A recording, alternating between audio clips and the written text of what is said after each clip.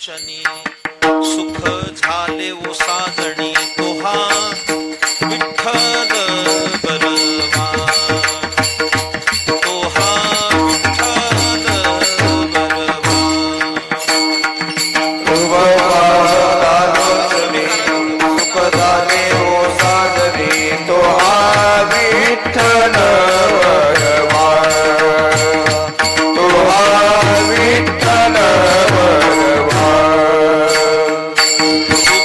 पाहता लोचनी सुख झाले ओ साजणी तोहा विठ्ठल बलवा तोहा माधव बलवा पाहता लोचनी सुख झाले ओ साजणी तोहा विठ्ठल बलवा तोहा माधव बलवा बहुता सुकृताची जोडी म्हणून विठ्ठली आवडी तोहा विठ्ठल बलवा तोहा माधव बलवा बहुता सुकृताची जोडी म्हणून विठ्ठली आवडी तोहा विठ्ठल बलवा तोहा माधव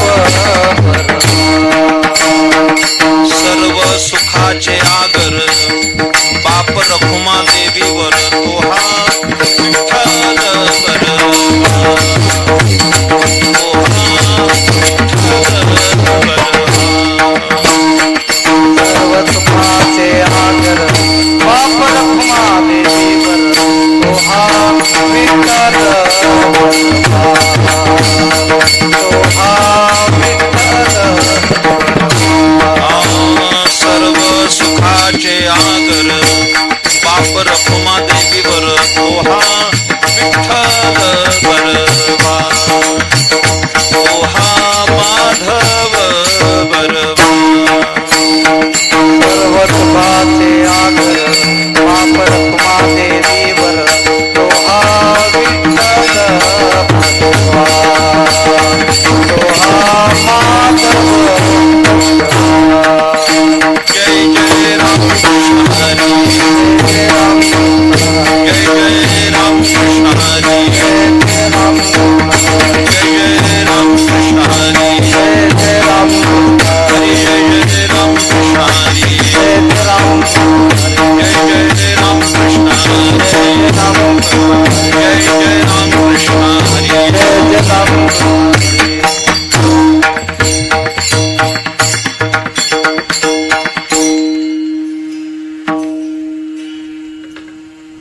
भावे गावे गीत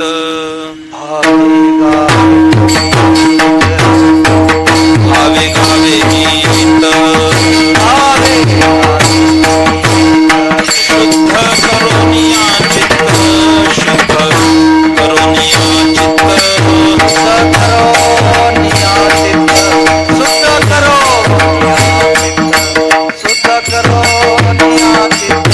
शुद्ध करोनिया भावे गावे गीत भावे गावे गीत भावे गावे गीत शुद्ध करोनिया चित्त शुद्ध करोनिया चित्त शुद्ध करोनिया चित्त शुद्ध करोनिया शुद्ध करोनिया चित्त तुझ भावा आहे देव तुझ भावा आहे देव तुझ भावा आहे देव तुझ भावा आहे देव तरी हा सुलभ पाव तरी हा सुलभ पाव तरी हा सुलभ पाव तरी हा सुलभ पाव आणि काचे कानी अनेक आणि कांचे कानी अनेकांचे गुण दोष मना नाणी गुण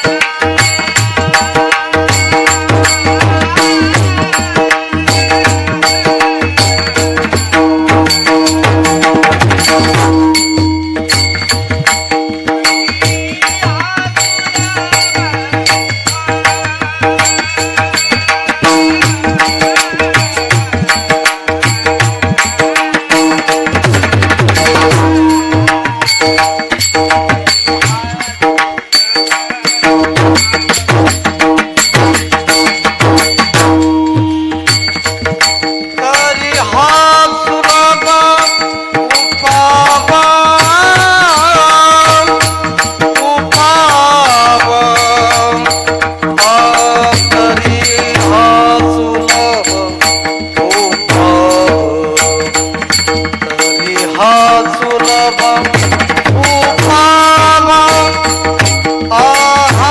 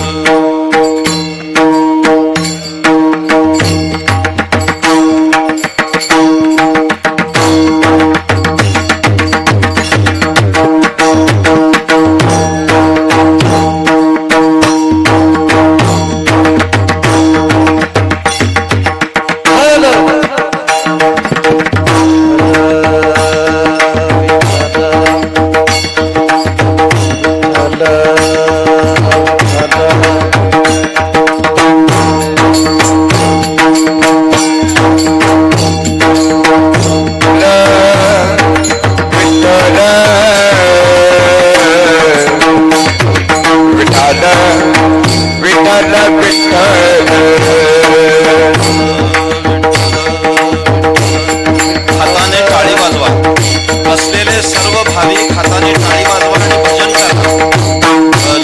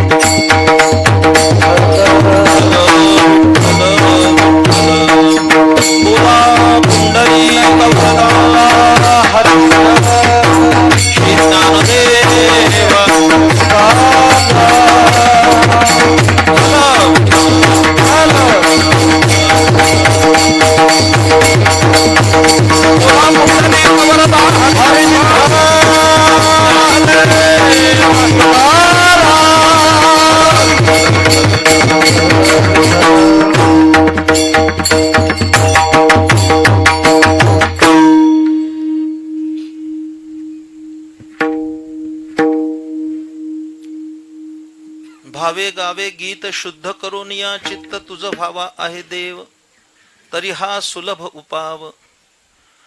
अणिकांचे कानी गुणदोष मना नाणी तुझ भावा आहे देव, तरी हा सुलभ उपाव. मस्तक ठेंगणा करी संतांच्या चरणा तुझ भावा आहे देव, तरी हा सुलभ उपाव.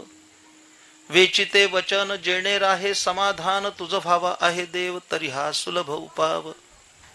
तुका म्हणे फार थोडा तरी परोपकार तुझ भावा आहे देव, तरी हा सुलभ उपाव. विठ्ठल विठ्ठल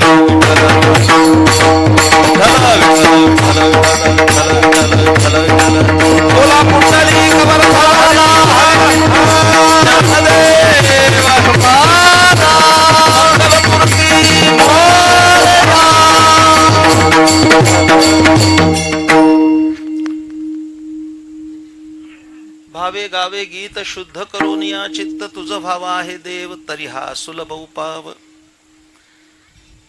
वारकरी संप्रदायाचे थोर संत जगद्गुरु तुकाराम महाराज यांचा हा एक प्रासादिक असा अभंग आहे. अभंग 6 चरणाचा असून यामध्ये जगद्गुरु तुकाराम महाराजांनी भगवत प्राप्तीचा सुलभ उपाय सांगितलेला आहे. माझ्या प्रिय श्रोत्यानो,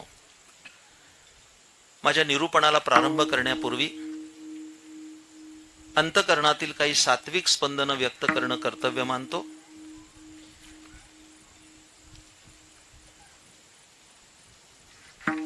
महाराष्ट्रातील प्रधान अशा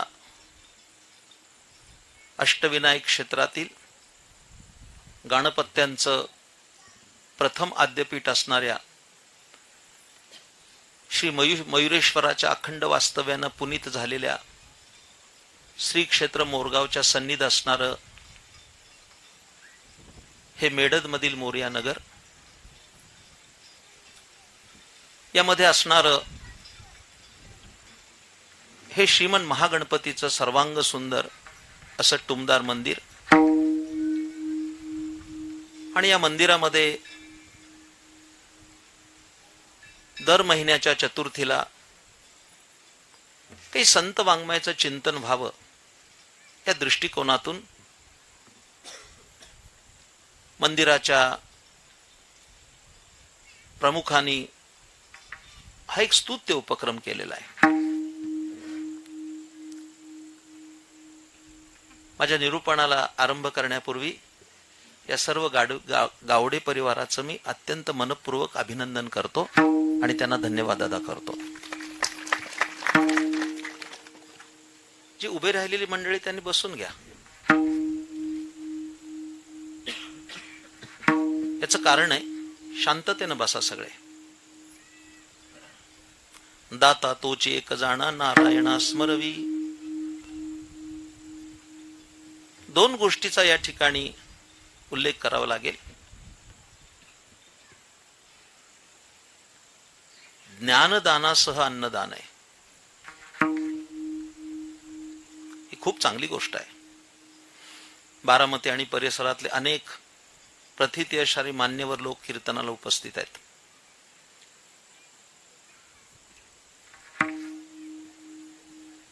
या मंदिराचे संकल्पक माननीय सतीश भाऊ गावडे यांचा अट्टहास म्हणून मी आलो. वारकरी संप्रदायाचे एक उपासक हरिभक्तीपरायण दत्ता महाराज त्यांचा आग्रह म्हणून माझं येणं झालं. थोडा शांत स्वभावाचा माणूस आहे, अशांत वातावरणात कीर्तन करू शकत नाही. जेवढी शांतता प्रदान कराल तेवढं काही चांगलं सांगू शकेन.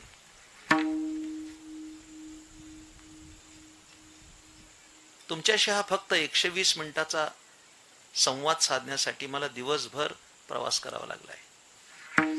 याची गांभीर्यानं दखल घेतली पाहिजे. आणि तुम्ही तुमचा सर्व कामधंदा सोडून माझ्या समोर जर 2 तास बसणार असताल तर उठताना तुमची झोळी रिकामी असता कामा नये. खूप शांतते नाही का? अभंग थोडा मोठा आहे. सर्व माझे सहकारी गायक आणि वादक, अभंग थोडा मोठा आहे. नेहमीचे अभंग 4 चरणाचे असतात, हा 6 चरणाचा आहे. अभंग मोठा आहे याची मला जाणीव आहे. कीर्तन सुरू व्हायला थोडा उशीर झाला याची पण जाणीव आहे. आणि कीर्तनानंतर पुढेही बहुत करणे आहे याची जाणीव आहे. थोडं सांगणारे पण अतिशय गोड सांगणार आहे, ज्याला इंग्रजी भाषेमध्ये शॉर्ट बट स्वीट असं म्हणतात. थोडं ना अतिशय गोड. आणि खरं सांगायचं झालं तर सांगू का, तुम्हाला बरं वाटावं असं कीर्तन करणार नाही, तुमचं बरं होईल असं कीर्तन करणार आहे. ज्यायोगे तुमचं आत्मकल्याण होईल, आपलं जीवन सार्थकी लागेल, अशा स्वरूपाचं संक्षिप्त पण अत्यंत साक्षेपी चिंतन करणार आहे. फक्त खूप शांततेने ऐका. त्याकरता सर्वांनी आपले मोबाईल बंद करून ठेवा. ते यंत्र चांगलं आहे पण माणसातून उठवतंय.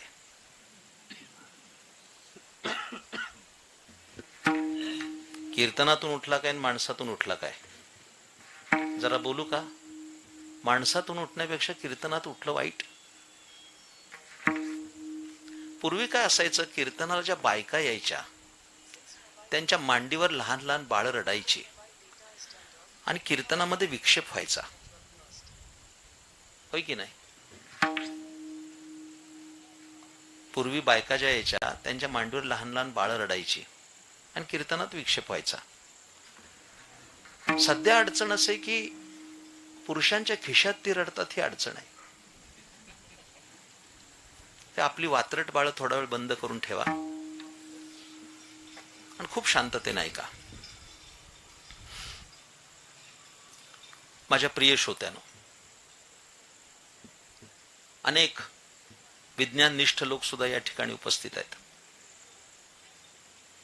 त्यांना मुद्दाम आवाज कमी करायला सांगितलाय, कारण वारकरी कीर्तनातलं वाढलेलं ध्वनी प्रदूषण ही समस्या ठरू पाहते.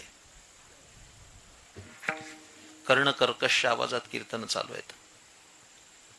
कदाचित असं झालं तर 10 वर्षांनी कीर्तन सुरू असतील, पण श्रोते बहिरे असतील.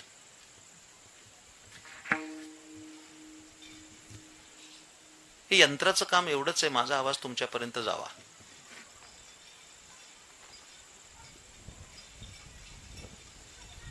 प्रत्येक वाक्य तुम्ही शांततेने ऐकलं पाहिजे.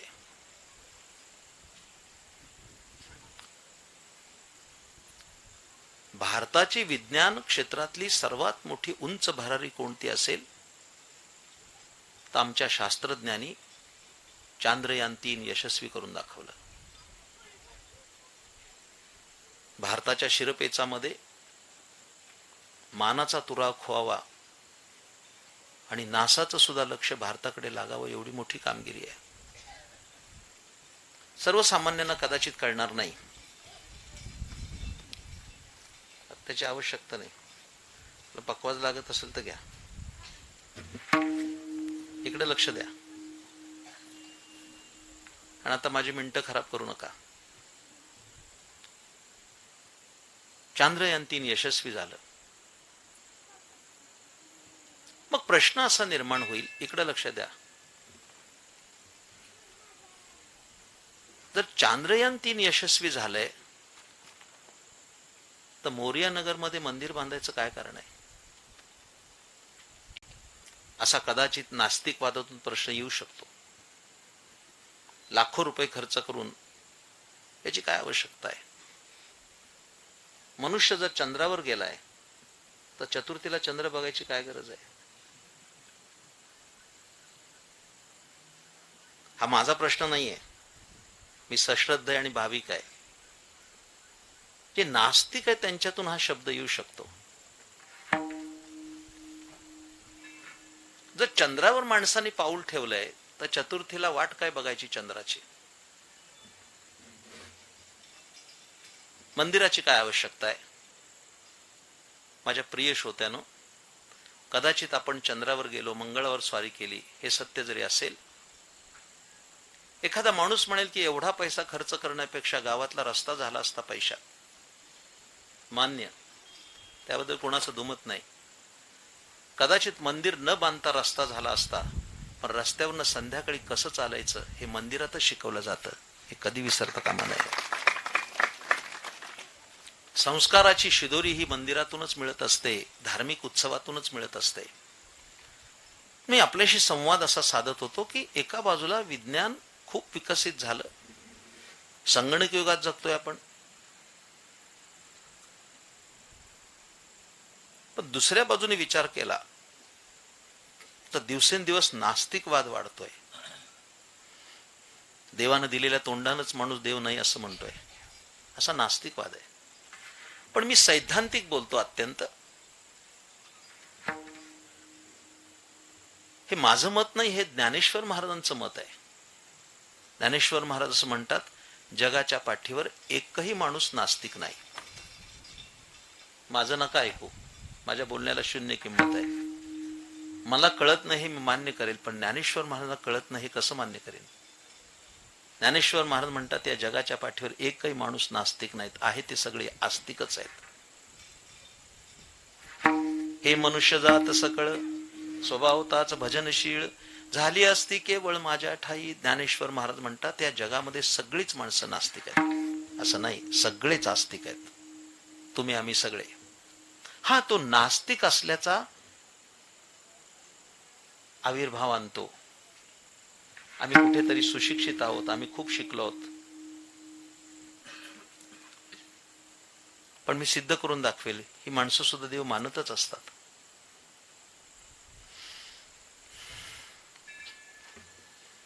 आम्ही मुंबईला राहत असू. आमच्या पुढच्या चौथास मारुतीचं मंदिर होतं. इकडे लक्ष द्या. झालं असं की आमच्या कॉलनीमध्ये एक माणूस होता, तो नास्तिक होता, अव्वल दर्जाचा. म्हणजे कधी एकादशी नाही, कधी भजनाला नाही, कधी कीर्तनाला नाही, त्याच्या घरातल्या कॅलेंडरवर चतुर्थीच नाही. चांगलं कळतंय तुम्हाला, मला खुलासा करावा लागत नाही. ती घंटा बंद करा जरा. काही माणसं आलेची आयडेंटिटी देतात की मी आलो.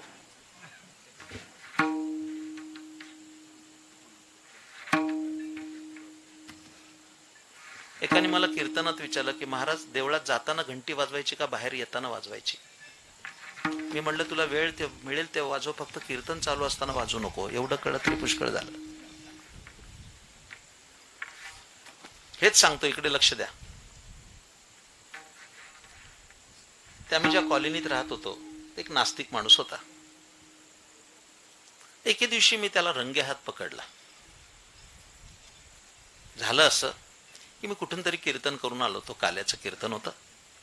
संध्याकाळचे 4 वाजले होते आणि तो माणूस पुढे चालला होता, सिगारेट ओढत, धूर फेकत.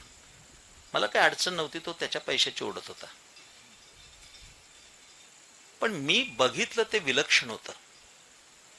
जसंच मारुतीचं मंदिर आलं तसं त्याने अशी सिगारेट मागे नेली, असा वाकलान पुढे गेला. हे माझ्या नजरेतून चुकलं नाही. मी पुढे गेलो, गाडी पुढे आडवी केली, गाडीची काच खाली केली. माझ्याकडे बघितल्याबरोबर तो गडबडला आणि मला कळू नये, मला दिसू नये एवढ्या शितापीने हातातली सिगारेट मागे टाकून दिली. त्याला हे तरी कळलं की इथं उडू नये. काही काही महाभागांना तेही कळत नाही. आता कार्तिक वारीला गेलो होतो मागच्या आळंदीला, आणि आळंदीला दशमीच्या दिवशी इंद्रायणीची आंघोळ केली, अंग पुसलन, धोतरच नेसत होतो. एवढ्यात एक भाविक पळत आला. त्याच्या हातात बिडी होती, त्याने माझ्या हातात दिली. महाराज दारा धरा. मी म्हणलं का रे बाबा, तुमचं दर्शन घ्यायचंय म्हणजे माझ्या हातात बिडी देणार? काय विलक्षण माणसं असतील बघा. निदान यांनी ती फेकून तरी दिली. त्याला कळलं इथं ओढू नये. मला नमस्कार केला. महाराज नमस्कार. म्हणलं नमस्कार.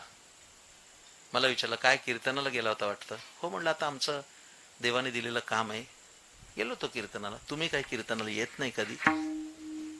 तो मला म्हणला त्या भानगडीत आम्ही नाही. म्हणजे त्याच्या लेखी कीर्तन म्हणजे भानगड आणि भजन म्हणजे लफडं. काय माणसांची व्याख्या तरी एकेकाची. आम्ही काही कीर्तनाला येत नाही. नका येऊ म्हटलं. तुम्ही देव मानत नाही? मला बिलकुल नाही. या जगात देव नाही, सब झूट आहे. पुढे ऐका, इकडे लक्ष द्या. मी त्याला म्हटलं तुम्ही देव मानत नाही? मला बिलकुल नाही. मग आत्ता मारुती पुढे वाकलात का? माझ्या डोळ्यांनी बघितलं मी. मारुतीच्या पुढे वाकायचं काय कारण? तुम्हाला सांगतो, त्याने जे उत्तर दिलं ते आयुष्यभर मला पुरणार आहे. तो म्हणाला मी देव मानत नाही, पण असलाच तर रामराम केलेला बरा. याचा अर्थ तो मानतोच आहे, जरी तो दाखवत असला तरी. आणखीन एक उदाहरण माझ्या समोर आहे. आमच्या कल्याणला सुभाष मैदानावर दरवर्षी वासंतिक व्याख्यानमाला चालते. वसंत ऋतूमध्ये मोठे मोठे लोक येतात व्याख्यानाला. एक 10 वर्षापूर्वीची गोष्ट असेल. एका व्याख्यानाला एक महाराष्ट्रातली एक मोठी व्यक्ती आली. मी नाव सांगत नाही, मोठा माणूस आहे, त्यालाही धक्का नको. प्रोफेसर माणूस, पण नास्तिक. त्याला विषय काय दिला होता संयोजकांनी? जगात देव आहे की नाही याच्यावर बोलायचं. आणि तुम्हाला सांगतो मंडळी, एवढं सुंदर त्यांनी व्याख्यान केलं 90 मिनिटं, की 90 मिनिटात त्यांनी सिद्ध करून दाखवलं की जगात देव नाही. काय वाक्चातुर्य असेल. आपले काही वारकरी पण गेले होते कीर्तनाला. त्यांना फार पश्चाताप झाला. उगीच माळा घातल्या आणि आतापर्यंत वाऱ्या केल्या त्या वाऱ्यावर गेल्या. आज कळलं देव नाही. एक ज्येष्ठ वारकरी होते, अनुभव संपन्न. ते व्याख्यान संपल्यावर त्या प्रोफेसरला भेटायला गेले. त्यामुळे सर, फार सुंदर व्याख्यान केलं तुम्ही, काय तुमची वाणी आहे. आम्ही वारकरी लोक, आज आम्हाला कळलं जगात देव नाही, तर तुम्हाला धन्यवाद अदा करायला आलो. त्या प्रोफेसरला इतकं बरं वाटलं की माझ्या व्याख्यानाची दखल घेऊन लगेच मला प्रशस्ती पत्र द्यायला आलेला माणूस. नमस्कार चमत्कार झाला. हे आमच्या वारकऱ्यांनी विचारलं, सर, एवढं सुंदर व्याख्यान तुम्ही कसं करू शकता. ते प्रोफेसर म्हणाले, ही सगळी देवाची कृपा आहे. माझं व्याख्यान संपलं. म्हणजे 90 मिनिटं नास्तिकवादावर बोलणारा माणूस सुद्धा म्हणतो ही कशाची कृपा आहे, देवाची कृपा आहे. मी काही प्रस्तावना लांबवत नाही, मला अजून अभंग पडलाय. पण एक महत्वाचा विचार सांगतो.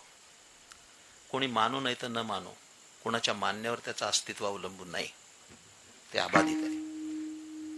माझ्या प्रिय श्रोत्यानं, गेल्या 40 वर्षात मी खूप वाचलंय, अफाट वाचलंय. या वाचन परंपरेमध्ये अनेक महापुरुषांची चरित्र वाचली. दुर्दैवाने अलीकडे वाचनीय परंपरा कमी होतीये. ही खूप मोठी बौद्धिक हानी आहे माणसांची, वाचलंच पाहिजे. जाता जाता तरुणांना मी संदेश देईन की जेवढं वाचता येईल तेवढं वाचा. जगातली माणसं कोणी असो, ते मोठा झालाय तो वाचनानंच झालाय. हे त्याच्यावर स्वतंत्र व्याख्यान करू शकेन, तिकडे जात नाही मी. पण जी चरित्र वाचली त्या चरित्रामध्ये एक महान सत्पुरुष, आणि ते होते सद्गुरू दादा महाराज सातारकर. खूप मोठे संत होते. म्हणजे नुकतंच ज्यांचं वैकुंठ गमन झालं ते परमपूज्य बाबा महाराज सातारकर यांचे आजोबा दादा महाराज सातारकर हे खूप मोठे संत होते. त्यास हायकोर्टाचे वकील गोपाळशंकर राहीरकर यांनी त्यांचं 700 पानाचं पुस्तक लिहिलंय, वाचा कधीतरी मिळालं तर. दादा महाराज खूप मोठे संत होते, अधिकार संपन्न होते. त्यांच्या चरित्रात असं वर्णन आहे. मुंबईलाच राहत होते, गिरगावामध्ये. थोडं ऐका. फार सुंदर ज्ञानेश्वरी सांगत होते. आणि विशेष असं होतं की सकाळी 6 वाजता ज्ञानेश्वरी सांगत होते, पहाटे. 7 दिवस नाही, 12ही महिने, एकही दिवस खाडा नाही. आम्हाला तर पाहायला मिळालं नाही, कारण 1946ला त्यांचं वैकुंठ गमन झालं. पण त्यांना पाहिलेले लोक मला सांगत होते की त्यांची सकाळची 6 वाजताची ज्ञानेश्वरी ऐकण्यासाठी 200 लोक येत होते रोज. हे आश्चर्य आहे, रोज 200 लोक येणं. आज संध्याकाळी 7 वाजता येणं मुश्किल आहे, तर 6ला कोण असेल पहाटे. आत्ता उजाडतंय तरी लवकर, शाळू दिवसात तर सकाळी अंधार असतोय. मी त्याचाही साकल्याने विचार केला की पहाटे 6 वाजता कोण येत असेल, कोण येत असेल. मला त्याचं उत्तर काय मिळालं ऐकायचं आहे. हे निव्वळ ज्ञानेश्वरीचं व्यसन लागलेले लोक होते. जसं अव्वल दर्जाचा दारुड्या गुत्ता उघडायच्या अगोदर जाऊन उघडतो आणि त्या दुकानदाराला विचारतो, आज लेट आला. 6 वाजता लोक येऊन बसायचे दादा महाराजांची ज्ञानेश्वरी ऐकायला. दादा महाराज 5:30ला उठायचे आणि डोळ्याला असं पाणी लावायचे, लगेच ज्ञानेश्वरी सुरू व्हायची. तास दीड तास ज्ञानेश्वरी सांगून झाल्यानंतर केव्हा तरी 11 वाजता आंघोळ करायचे. त्याच्यावर काही लोकांनी टीका केली की ज्ञानेश्वरी हे सांगतात सुंदर, पण आंघोळ न करता सांगतात. वास्तविक ज्ञानेश्वरी सारख्या हात लावायचा ग्रंथाला म्हणल्यानंतर आंघोळ तर केली पाहिजे. मग काही लोकांनी टीका केली, हे आंघोळ न करता ज्ञानेश्वरी सांगतात. दादा महाराजांनी त्याला असलं उत्तर दिलंय. ते म्हणाले, जे लोक माझ्यावर टीका करतात की मी आंघोळ करता ज्ञानेश्वरी सांगतो, त्या टीकाकारांना माझं एवढंच उत्तर आहे, ज्ञानेश्वरी माझी आई आहे, आणि तिचं दूध पिण्यासाठी आंघोळीची आवश्यकता नाही. किती सुंदर विचार सांगितलाय. याचा अर्थ उद्या तशीच तुम्ही वाचायची नाही. रात्रीच कीर्तनात ऐकलंय आम्ही. दादा महाराज त्या बोधावर आरूढ होते. एवढे मोठे सत्पुरुष होते. ज्ञानेश्वर महाराजांचे पूर्ण कृपांकित होते. दादा महाराज ज्ञानेश्वरीत काय सांगायचे ते संदर्भ सांगतो, इकडे लक्ष द्या. फार मोठा विचार आहे. ते म्हणायचे, जगात देव आहे की नाही याची बाष्कळ चर्चा करू नका.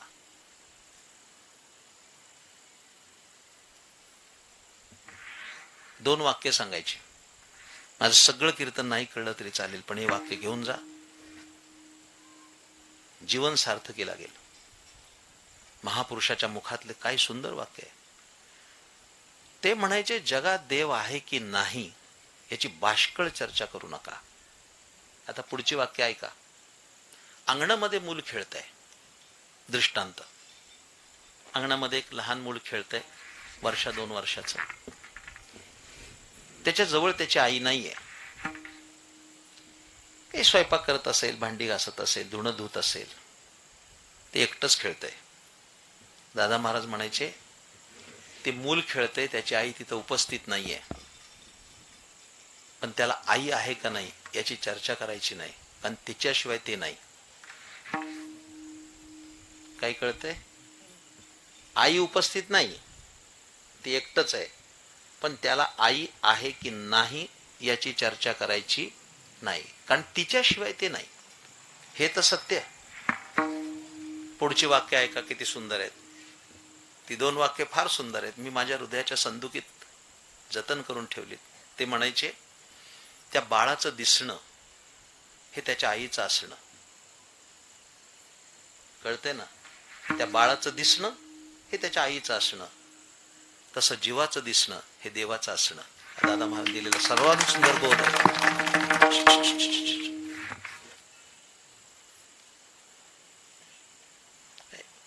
माझ्या स्वभावाला औषध नाही.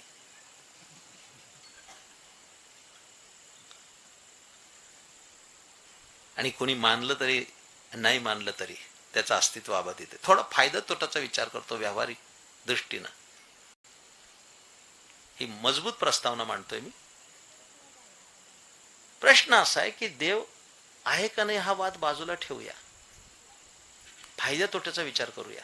व्यावहारिक जगतात देव मानला तर काय फायदा, असो नाही तर नसो, तो नंतर प्रश्न. मानला तर काय फायदा आणि नाही मानला तर काय तोटा. समजते ना? मानला तर काय फायदा, नाही मानला तर काय तोटा. त्याची उत्तर एवढीच आहे, जे लोक देव मानतात त्यांना संकट समयी देवाचा आधार असतो. हा देव मानण्याचा फायदा आहे. होऊ नये असं कुणाचं.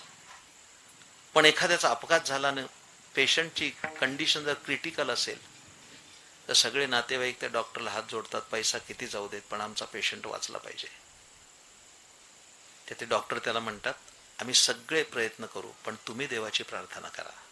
हे त्याचं उत्तर असतं. आणि प्रार्थना केली जाते, प्रार्थनेला यश येतं. संकट समयी देवाचा आधार असतो, हा फायदा आहे. आणि देव न मानण्याचा तोटा, जे लोक देव मानत नाही त्यांना संकट समयी आत्महत्येशिवाय पर्याय नसतो. हा देव न मानण्याचा तोटा आहे. कायम लक्षात ठेवा. एवढे लोक सगळे बसलाय तुम्ही दाटीवाटीनं. एखाद्याने हात वर करून सांगावं मला प्रामाणिकपणानं, गणपतीच्या साक्षीनं. नीट ऐकान उत्तर द्या. एखाद्याने हात वर करावून मला सांगावं, मला सुख नकोय.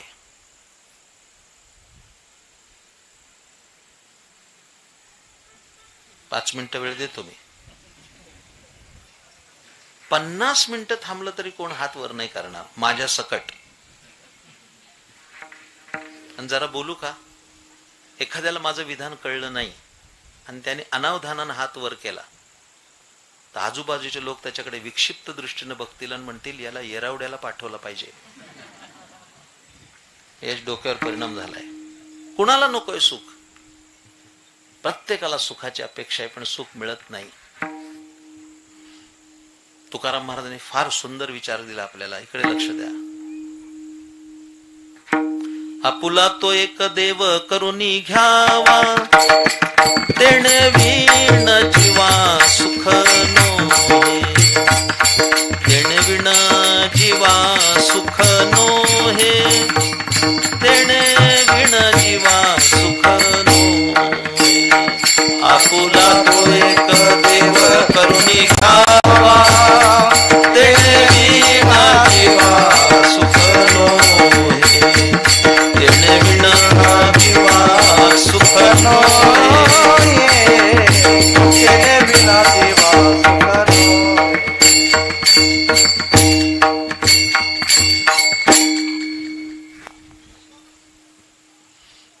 आता प्रश्न असा आहे की तो कुठे भेटेल.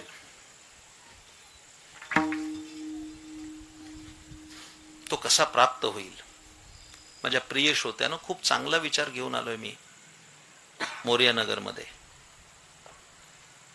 देव प्राप्त करून घ्यायचा असेल तर या अभंगामध्ये तुकाराम महाराजांनी एकूण 5 सूत्र सांगितलीत, ज्याला ईश प्राप्तीची पंचसूत्री असं म्हणता येईल. ती 5च्या 5 सूत्र सांगणार आहे. आत्ता बसलाय असेच बसा. खूप छान बसलाय तुम्ही. आता असंच ऐकलं पाहिजे. खूप गोंगाट म्हणजे कीर्तन नाही, खूप किंचाळणं म्हणजे कीर्तन नाही, खूप ओरडणं म्हणजे गायन नाही, आणि खूप बदडणं म्हणजे वाजवणं नाही. कानाला आल्हाददायक असलं पाहिजे लोकांच्या. मागील महिन्यात संभाजीनगरला माझं कीर्तन झालं. सप्त्याच्या 6व्या दिवशी कीर्तन होतं. एक चांगला श्रोता मला भेटायला आला आणि त्याने मला सांगितलं, महाराज आज इतकं शांत कीर्तन ऐकलं आणि आज मी कानातले कापसाचे बोळे काढून कीर्तन ऐकलं. रोज मी कापूस घालून येत होतो. एवढं प्रदूषण आहे. किती शांत आणि धीर गंभीर बसलाय आपण सर्व. माझं स्वतःचं मत असं आहे की कानानं कीर्तन ऐकलं तर नवल नाही, तो त्याचा धर्म आहे. थोडं नीट आहे का. कीर्तन ऐकायची एक स्वतंत्र उंची असावी लागते. कानानं कीर्तन ऐकलं तर नवल नाही, तो त्याचा धर्म आहे. कीर्तन डोळ्याने ऐकता आलं पाहिजे. याचा अर्थ काय. कीर्तन ऐकताना पापणी सुद्धा पडता कामा नये. नाही तर श्रोते कीर्तनात बसलेले असतात, त्या सतरंजाच्या दोऱ्याच काढ. निम्म्या अर्ध्या सतरंजा त्यानेच फाडल्या.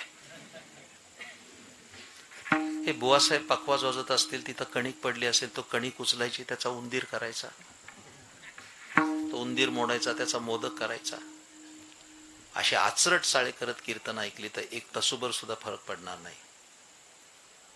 तीव्र ज्ञान पिपासा. कै मी उद्धार पावेन, कै कृपा करील नारायण, ऐसे तुम्ही सांगा संतजन, करा समाधान चित्त माझे. अशा भावनेनं कीर्तन ऐकले तर कदाचित तात्काळ तुम्हाला उपासनेचं फल मिळेल. एकूण 5 सूत्र सांगितले. माझ्या मर्यादित वेळेत ती 5ही सूत्र सांगणार आहे, संक्षेपानं का होईना. या कीर्तनाचं शेवट खूप चांगला करणार आहे मी, पण ते आत्ता नाही सांगणार. बरोबर 9:30ला सांगणार आहे, आणि ते टॉप सिक्रेट आहे. ते आता ओपन करत नाही. हेतू असा आहे की शेवटी शेवटी कोणी आलं तर त्याच्या पदरात तेवढं तरी पडावं. हेतू अर्धाच आहे, अजून पूर्ण सांगायचं आहे. जे शेवटी आलं तर त्याला मिळावं, अजून मधून जाईल त्याला मिळू नाही. त्यांनी पण पूर्ण ऐकलं पाहिजे ना. इकडे लक्ष द्या. ही जी 5 सूत्र आहे, त्या 5 सूत्रातलं पहिलं सूत्र अभंगाच्या पहिल्या चरणात. गावे गावे गीत गीत, गावे गावे गीत गीत.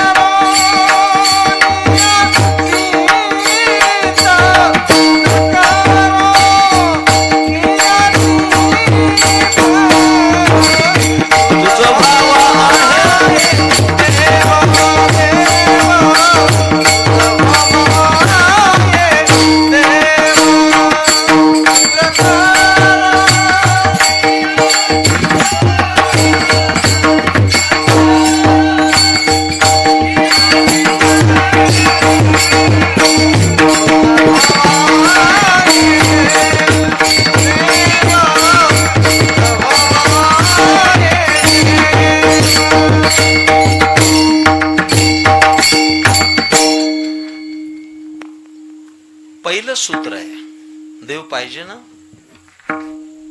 मग भावशुद्ध अंतकरणाने भजन केलं पाहिजे, देव भेटेल.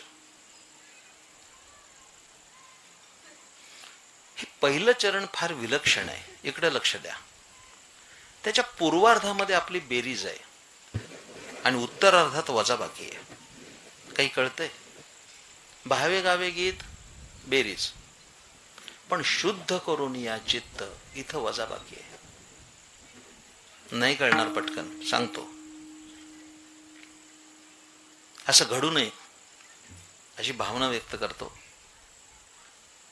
पण एखाद्याचा अपघातात पाय तुटला, तो मरेल? नाही मरणार, जगेल. लंगडा म्हणून जगेल. एखाद्या कारखान्यात काम करत असताना यंत्रामध्ये हात गेला आणि हात तुटला, तो मरेल? नाही मरणार, जगेल. थोटा म्हणून जगेल. कसलीशी साथ आली आणि त्या साथीत एखाद्याचे डोळे गेले, तो मरेल? नाही मरणार, जगेल. आंधळा म्हणून जगेल. काही व्हायरल इन्फेक्शन झालं आणि कान गेले, मरेल? नाही मरणार, जगेल. बहिरा म्हणून जगेल. बरोबर आहे? पण एका माणसाचं हृदय बंद पडलं आणि तो 15 वर्ष जगला, असं घडेल? बघा ना, त्यांना हृदय बंद पडलं, 15 वर्ष झाली, ब्रिज कँडीपर्यंत जाऊन आले, पण अजून हृदय चालू झालं नाही, असं घडेल? नाही नाही नाही. ज्या क्षणाला हृदय बंद पडेल तत्क्षणी त्याला मृत्यू येईल. मी इतकं सोपं नाही सांगितलं जेवढं समजताय. म्हणून म्हणालो की कीर्तन ऐकायची एक स्वतंत्र उंची असली पाहिजे. दुर्दैवानं माणसाला विनोद ऐकायची सवय झाली. हे कीर्तन क्षेत्रात आलेलं प्रदूषणच आहे. वारकरी कीर्तन कधीही विनोदा करता नव्हती, ती विचारा करता होती. आणि पुढे सांगू, विचारा करताच राहतील, हे कायम लक्षात ठेवा. विनोदासाठी नाही. याचा लाक्षणिक अर्थ काय? पाय तुटला याचा अर्थ पाय तुटायला पाहिजे असं नाही. नको तिकडे गेला, पाय तुटला. टेबला खालून पैसे घेतले, हात तुटला, नको ते पाहिलं, डोळा गेला, नको ते ऐकलं, कान गेला. हे मान्य. इकडे लक्ष द्या. हे कदाचित ही इंद्रिय वाम मार्गाला गेली, ती परत जागी आणता येतील, पण एवढी जागा शुद्ध पाहिजे. जयाचे चोखटे मानसी, मी होऊन असे क्षेत्र संन्यासी. एवढी जागा शुद्ध झाली ना, येऊनी गोपाळ राहे तेथे, येऊनी गोपाळ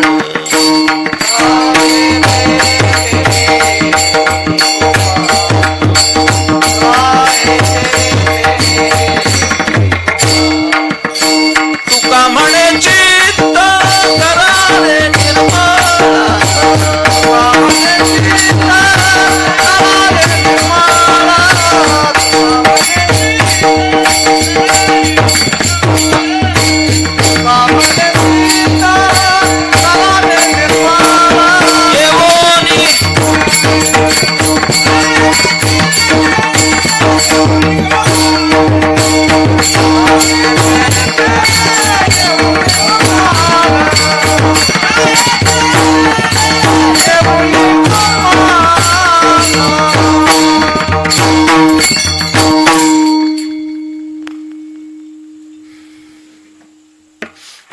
मला आता 43 वर्ष झाली या क्षेत्रात. 1981 ला पहिलं कीर्तन झालं. पूर्ण 43 वर्ष झाली. अनेक ठिकाणी गेलो. एका आश्रमात गेलो होतो, नाव सांगत नाही मी.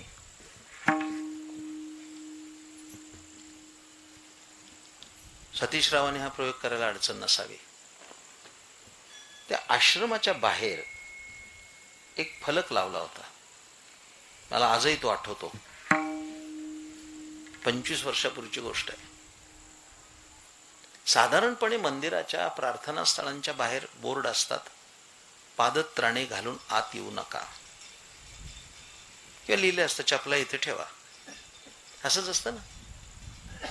ज्या माणसाने तो फलक लिहिला असेल त्याच्या कल्पकतेचं कौतुक केलं पाहिजे. त्या फलकावर काय लिहिलं होतं माहितीये? त्याच्या लिहिलं होतं नम्र सूचना, आणि खाली लिहिलं होतं या ठिकाणी पायातले जोडे आणि अंतकरणातील जोड्याच्या लायकीचे विचार बाहेर ठेवा आणि मगच आत या. काय लिहिणारा माणूस असेल? आम्ही जोडे बाहेर ठेवतोय पण त्याच्यापेक्षा बेकार विचार घेऊन मंदिरात जातोय म्हणून देवदर्शन नाही. हे शुद्ध होणं गरजेचं आहे. आम्ही आमच्या अंतकरणाचा उकिरडा करून टाकलाय. एक साधा प्रश्न आहे, हे फार मोठं तत्वज्ञान नाही आहे. एखादा पाहुणा यायचा असेल तर आपण किती दिवाणखाना स्वच्छ करतो? घर झाडतो काय? जाळ्या काढतो काय? नवीन बेडशीट टाकतो काय? उशाची कवरं बदलतो काय? पाहुणे येणार आहेत, एअर फ्रेशनर सगळे सुगंधित करून टाकतो. मला काही वाईट नाहीये, केलंच पाहिजे. घर आहे ते स्वच्छ असलंच पाहिजे. माझा प्रश्न कुठे आहे? एक मरका पाहुणा यायचा असेल तर एवढी आपण स्वच्छता करतो, मग विश्वाचा पाहुणा अंतकरणात यायचा असेल तर ते किती शुद्ध असलं पाहिजे याचा कधीतरी आपण विचार केला पाहिजे. हे अत्यंत शुद्ध पाहिजे. देव भेटेल, पहिला मुद्दा झाला. हे सगळ्या 5 गोष्टी लक्षात ठेवा. देव भेटेल.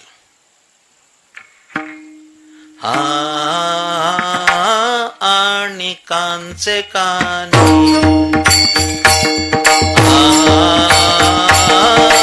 आणि कांचे कानी,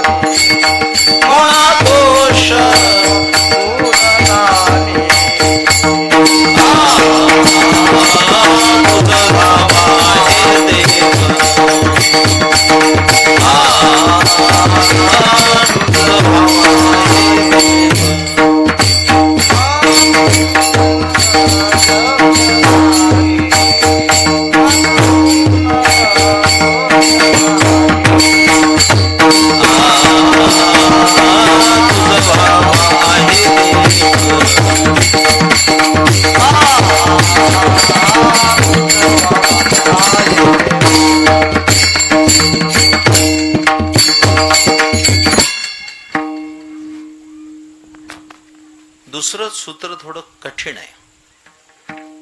इकडे लक्ष द्या. देव पाहिजे ना, मग पहिली गोष्ट आहे भावशुद्ध अंतकरणाने भजन केलं पाहिजे.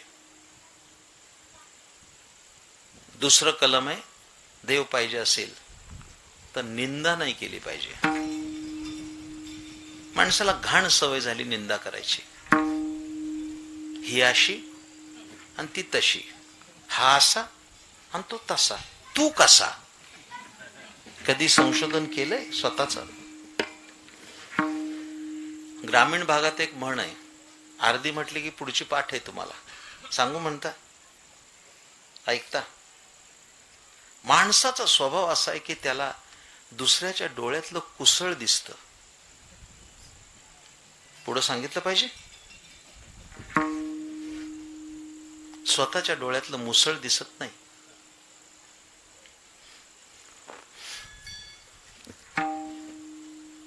एक माणूस मला विचारायला आला होता. येतात माणसं काही काही आध्यात्मिक प्रश्न घेऊन, पण काय विचारले त्याचा नेम नाही. काही विचारते. मला तर खूप अनुभव आहेत. कीर्तन संपलं काय काय नको वाढवायला, एकदम छान चाललंय. इथं जागा आहे की पुढं? इथं पुढे येऊन बसा. एक माणूस आला आणि मला प्रश्न विचारला. महाराज तुमच्या अंगात देव येतो का? कुठंतरी घुमताना बघितलं असेल त्याने. त्याला वाटलं महाराज आहे म्हणजे देव येत असेल. मी म्हटलं बाबा, जो एकदा आतमध्ये बसलाय तो बाहेर जातच नाही, तर नवीन कुठून येणार आहे? आमच्या हृदयामध्ये तो स्थानापन्न आहे आणि कायमस्वरूपी आहे. तर एकाने मला काय प्रश्न विचारला बरं का, सगळ्यात चांगले अभंग कोणते? आणि त्याच्यापेक्षा आश्चर्य सांगू का, भजनाला न जाणाऱ्या माणसाने विचारला, सगळ्यात चांगले अभंग कोणते महाराज? हे सगळे माझे मित्र माझ्या बाजूने साक्ष देतील 100%. मी सांगितल्यावर म्हणजे सगळेच अभंग चांगले आहेत. अभंग काय? संतांच्या मुखातला प्रत्येक शब्द हा उपदेशच आहे. सहज बोलणे हितोपदेश करुणी सायाशी कविती वाचतोय आपण. सगळे शब्द चांगले आहेत, पण तरी सुद्धा अर्थनिष्पत्तीच्या दृष्टीने विचार करायचा झाला तर तुम्ही सगळे मला अनुमोदन द्याल. सगळ्यात चांगले अभंग हे काकड आरतीचे आहेत. सगळ्यात चांगले अभंग. फक्त ते अर्धवट झोपेत म्हटले जातात म्हणून कळत नाहीत. हे सुद्धा मान्य करतील वारकरी. पहाटेचे 4 वाजता माझ्या प्रिय श्रोत्यानो, किती सुंदर आहे सांगू म्हणता. गुणवंत केलो दोष जाणा यासाठी,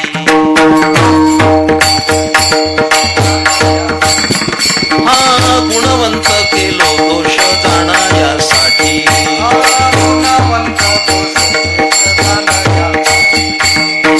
माझे मज पोटी बळकट दूषण, माझे मज पोटी बळकट दूषण,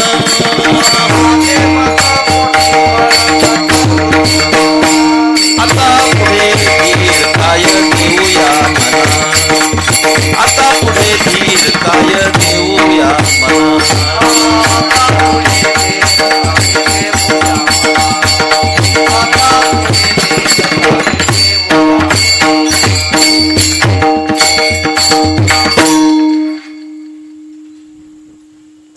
दुसरं सूत्र आहे, देव पाहिजे ना, 5 सूत्र सांगणार आहे. दुसरं सूत्र आहे, कधी कुणाची निंदा नाही करायची. मी अनेक महापुरुषांचं ऐकले गेल्या 4 दशकात. त्यामध्ये वारकरी संप्रदायाचे एक महान सत्पुरुष होते, वैकुंठवासी संतवीर रामदास बाबा मनसुख. हे जुन्नर परगण्यातले होते. त्यांच्या कीर्तनात त्यांनी एक वाक्य सांगितलं होतं. त्यांचं म्हणून सांगतो, हा, माझा अधिकार नाही ते सांगायचा. मी विद्यार्थी दशेत होतो तेव्हा मुंबईला.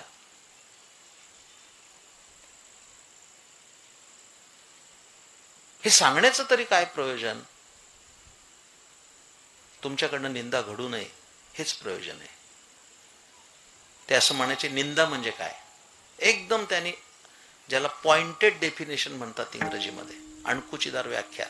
निंदा म्हणजे काय ऐकता सांगू म्हणता.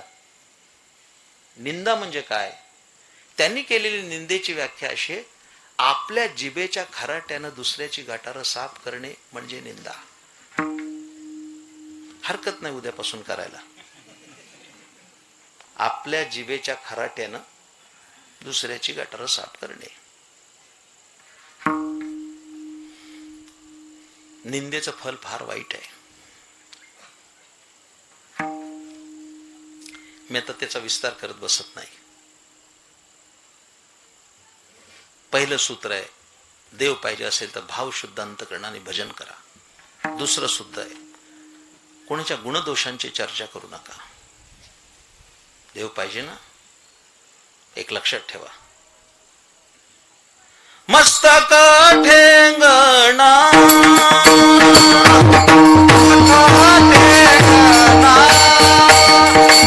मस्तक ठेंगणा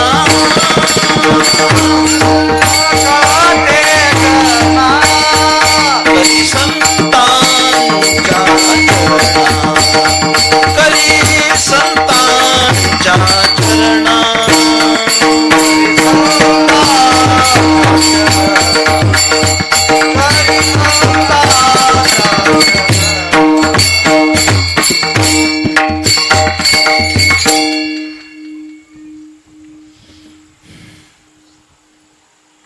सूत्र आहे.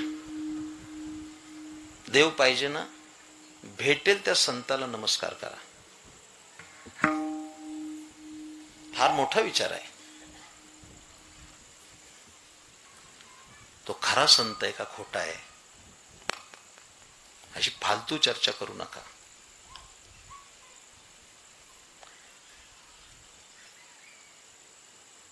अजून संतत्व मोजायची फुटपट्टी आपल्या हातात आलेली नाहीये. कोण संत आहे नाही ठरवू शकत. उदाहरण समोर ठेवतो की तुम्हाला. आज जागतिक कीर्तीचं श्रीमंत देवस्थान आणि शिर्डीचं नाव घ्यावं लागेल. रोज शिर्डीच्या बातम्या असतात. आज काय साईबाबांना सोन्याचा हार आला, आज काय साईबाबांना सोन्याचं ताट आलं. शिर्डीच्या विश्वस्थानी तर साईबाबांचं बसायचं आसनच सोन्याचं केलंय. पण हे नाही विसरतायत की हयात असताना तो फकीर एका दगडावर बसला होता, लिंबाच्या झाडाखाली. साई चरित्र वाचा ना. दिवाळी आली तर साईबाबांनी शिर्डीमध्ये भिक्षा मागितली. द्वारका माई में दिया जलाना है, थोडासा तेल दीजिए. नाही दिलं शिर्डीच्या माणसाने. दिवाळीला द्वारका माईमध्ये दिवा लावण्यासाठी तेल दिलं नाही शिर्डीच्या रहिवाशाने. साईबाबांनी पाण्याने दिवे लावले. पुढे ऐकता, तेव्हा शिर्डीच्या लोकांनी तेल दिलं नाही साईबाबाला दिवाळीला, आणि आता सगळी शिर्डी त्यांच्या जीवावर दिवाळी करते, ती पण शिमग्यात. त्या काळात नाही कळले. मी साई चरित्र वाचलंय. गजानन विजय वाचा. समोर उष्ट्या पत्रावळी पडल्या. त्या पत्रावळी तिथे एक नग्न पुरुष खात बसलेला दिसला. हे पहिलं दर्शन होतं संत गजानन महाराजांचं. कोणी संत म्हटलं असतं त्यांना. एवढं सगळं सांगण्यापेक्षा एका वाक्यात संपवतो. शेजारी बसलेला माणूस कळत नाही तर संत कधी कळायचा आहे. शेजारी बसलेला माणूस कळायची अक्कल नाही तर संत कधी कळणार आहे. आज ज्ञानेश्वर महाराजांना चांदीचा रथ आहे, चांदीची पादुका आहे. इथून जगद्गुरु संत तुकारामांची पालखी जाते बारामतीहून. चांदीचा रथ आहे, चांदीच्या पादुका आहेत. ज्ञानेश्वर महाराजांच्या तर समाधीवर चांदीचा मुखवटा आहे. आपण आळंदीला गेल्यावर पाहतो. हाच चांदीचा मुखवटा आहे, पण हयात असताना त्या मुखात घास घातला नाही. हे कसं विसरता येईल. ऐकता, त्या काळात ज्ञानेश्वर महाराज इंद्रायणीवरनं चालले असतील, त्याचा स्पर्श झाला तर लोक आंघोळ करत होते. विटाळ झाला म्हणून संन्याशाची पोरं ज्ञानेश्वर महाराजांना शिवलत आंघोळ करत होते. आणि आता शिवण्यासाठी रांगा लावून उभे आहेत. जास्त गर्दी झाली की आमच्याकडे लोक येतात, महाराज एखादा दर्शनाचा पास आहे का. फार गर्दी आहे. म्हणजे आता शिवण्याचा वशिला सुरू झालाय. हयात असताना नव्हतं ते. साधू कळणं खूप अवघड गोष्ट आहे, लक्षात ठेवा. म्हणून त्याच्यावर गणित काय, इकडे लक्ष द्या. भेटेल त्या साधूला नमस्कार करायचा, कोणी असो. नमस्कार तर वाया जाणार नाही. माझ्यावर कृष्णा महाराज आहेत, तरुण मुलगा आहे. आम्ही मोटारीने जात असलो तरी समोरून एखादा साधू आला तर आम्ही नमस्कार करतो.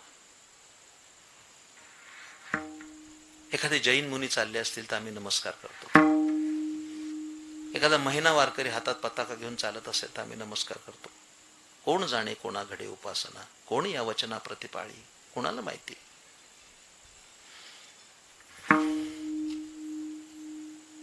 गोष्ट सांगतो चला, किमान तेवढी तरी लक्षात राहील.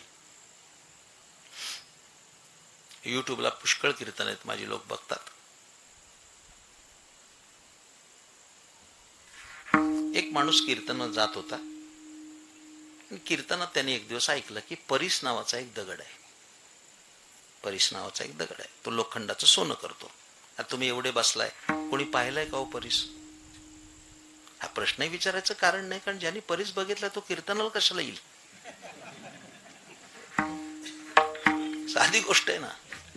सोन्याची लंका नाही का करायची स्वतःची, भंगारवाल्याला घेऊन? त्याचं सगळं भंगार घेईल तो. त्यांनी कीर्तनात ऐकलं एक परीस नावाचा दगड आहे, तो लोखंडाचं सोनं करतो. त्याच्या डोक्यात तेच बसलं. काही झालं वाटेल तरी परीस शोधूनच राहायचं. त्यांनी काय क्लुप्ती केली, बुवासाहेब काय केलं, त्यांनी खिशामध्ये एक खिळा ठेवला लोखंडाचा, आणि रस्त्याने जाता येता तर तांबडा, पिवळा, हिरवा, जांभळा असा नेहमीपेक्षा वेगळा दगड दिसला की तो उचलायचा आणि त्याच्यावर खिळा घासून बघायचा, सोन्याचा झालाय का. आता परीस काय एवढा सोपा आहे का की मेढच्या माळावर भेटल? पुढं आहे का? तो खिळा खिशात ठेवून ठेवून खिसा फाटला, पण परीस नाही भेटला. आता भोग पडला आणि खिळा गेला पडून. पण तो जरा चांगला जिद्दी होता माणूस बर का. त्यांनी काय जिद्द सोडली नाही. त्यांनी काय केलं, लोहाराकडे गेला, चांगली 6 इंचाची पट्टी घेतली लोखंडाची, त्याला भोग पाडलं आणि ती करगुट्यातच अडकवली. म्हणजे खिसा फाटायला नको आणि खिळा पडायला नको. आणि जाता येता काय करायचा की जरा दगड दिसला वेगळा की त्या पट्टीवर घासायचा, असं बघायचा. गावातल्या लोकांनी त्याला मूर्खात काढलं. ऐकताय ना, गाववाले म्हणायला लागले कीर्तन ऐकून बिघडला. काय त्याला नाद लागलाय, दिसल तो दगड घासतो. जरा बोलू का, गाववाल्याने त्याचं नावच ठेवलं दगड घाशा. गावातल्या लोकांना काय, असा दगड घासायचा. पण त्याने त्या निंदेकडे लक्ष दिलं नाही, त्याचा कार्यक्रम चालूच होता. अशी 10 वर्ष गेली. त्याला छंद असतो, जरा वेगळा दगड दिसला, काळा, पिवळा, तांबडा, की उचलायचा, त्या पट्टीवर घासायचा. एक दिवस असा उजाडला, इकडे लक्ष द्या, एक दिवस असा उजाडला की तो आंघोळ करून मोरीतून बाहेर आला, टॉवेलने अशी पाठ पुसत होता. तेवढ्यात त्याची बायको भाकरी करत होती, ती जवळजवळ ओरडलीच, हो हो. त्याने बायकोकडे बघितलं, हो तुमच्या कमरेची पट्टी सोन्याची झाली. हा, खाली बघितलं तर ती पट्टी पिवळी धमक सोन्याची झाली होती. नाचायला लागला, पट्टी सोन्याची झाली, पट्टी सोन्याची झाली. पण हा आनंद फार काळ टिकला नाही. मटकन खाली बसला, डोक्याला हात लावला. पट्टी सोन्याची झाली, पण कोणत्या दगडानं? 10 वर्ष दगडी घासली. ऐकायचंय, याचा अर्थ असा होता की कोणता तरी दगड परीस म्हणून आला होता आणि पट्टी सोन्याची करून गेला होता. त्याला सुद्धा कळलं नाही. दृष्टांत फेकून द्या, त्याला जसं कळलं नाही कोणत्या दगडानं पट्टी सोन्याची झाली, तसं भेटेल त्या साधूला नमस्कार करा. कोणता साधू तुमच्या जीवनाचं सोनं करून जाईल तुम्हाला सुद्धा कळणार. आता चरणाचा अर्थ आहे, भेटेल त्या संताला नमस्कार करायचा. मस्तक ठेंगणा करी संतांच्या चरणा, तुझं व्हावा आहे देव तरी हा सुलभ उपाव. ही 3 सूत्र झाली. देव पाहिजे ना. 4थं सूत्र आहे, विशुद्ध वाणीने बोललं पाहिजे. वाणी शुद्ध पाहिजे, गोड पाहिजे. हे सुद्धा संतांनी शिकवावं आम्हाला. साचा आणि मवाळ, मितुले आणि रसाळ, शब्द जैसे कल्लोळ अमृताचे. माणसं नीट बोलत नाही, कटू बोलतात. मी आत्ताच बोललो की अनेक महापुरुषांचं मी ऐकलंय. त्यामध्ये एक महान संत होते, भगवत पूज्यपाद संत डोंगरेजी महाराज. एक महान संत होते. इकडे लक्ष द्या. त्यांचं दर्शन दुर्मिळ होतं. डोंगरेजी महाराजांचं दर्शन सुद्धा दुर्मिळ होतं. पण माझ्या प्रारब्धाच्या पुण्याईनं त्यांच्या श्रीचरणाजवळ बसून मला 3 वेळा त्यांच्या श्रीमुखातून भागवत कथा ऐकता आली. ही माझी खूप मोठी पारमार्थिक संपत्ती आहे. फार सुंदर सांगत होते, फार गोड सांगत होते, हिंदीत बोलत होते. त्यांच्या मुखातून मी 2 वेळा हिंदीतून कथा ऐकली आणि 1 वेळा गुजरातीमधून ऐकली मुंबईला. खूप महान संत होते. खूप असे स्लोगन होते त्यांच्या भागवत कथेत. कुठलंही संगीताचं साधन नव्हतं डोंगरेजी महाराजांच्या भागवतामध्ये. दुर्दैवाने अलीकडच्या भागवत कथा ऑर्केस्ट्रा ठरू पाहतायत. एकही वाद्य नव्हतं. ते कीर्तना व्यासपीठावर येऊन बसायचे आणि अगोदर स्वतः वृंदावनात जायचे आणि भाव विभोर अवस्थेमध्ये त्यांची भागवत कथा चालत असे. फार सुंदर सांगत होते. एखाद दुसरं सांगतो. वे कहते थे संग ना करे, संग का रंग लगता है, संग ना करे, संगत बुरी बला है. फार गोड सांगत होते.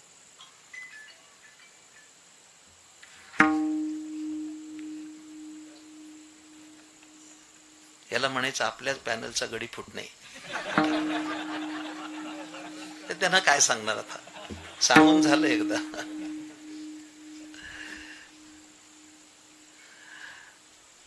तो क्या बताते हैं, संगत बुरी बला है. त्यांनी एक वाक्य सांगितलं होतं भागवत कथेत, मला आठवतंय. ते तुम्हाला जसंच्या तसं सांगतो. ते म्हणाले, एखाद्याचं हृदय जळेल असं एखादं वाक्य आपल्या तोंडातून गेलं तर एक मंदिर जाळल्याचं पाप लागतं.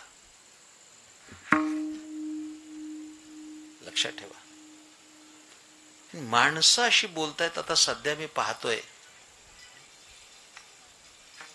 कित्येक लोक असे आहेत की शिवे हे त्यांचं क्रियापद आहे. ती दिल्याशिवाय पूर्णविराम नाही. पर घातली हे पण त्यांना कळत नाही. एवढं लिहिलं या. माझा अनुभव सांगतो. आता हे मोबाईल नावाचं यंत्र आहे का नाही आपल्या खिशात, मला शेकडो फोन येतात, तुम्हाला येतात. पण एक फोन आला, तो काही नंबर त्याच्यावर लिहिलेलं नाव नव्हतं. मी असा तो रिसीव्ह केला आणि आम्ही ठरवले बाबा हॅलो म्हणायचं नाही, इंग्रज आळल्यासारखं रामकृष्णारी म्हणायचं. किमान तो माणूस समोर त्याच्या कानावर एक भगवंताचं नाम तर गेलं. मी फोन उचलला आणि रामकृष्णारी म्हणालो. काही चुकलं? समोरून आवाज आला. त्याच्या आईला महाराजाला फोन लागला वाटतं. दिला ठेवून, दृष्टांत संपला. मला प्रश्न पडला की आपण तर चुकीच्या लोकांना ज्ञानेश्वरी सांगत नाही ना. काय माणसं बोलतायत, बोलायचं भानच नाही.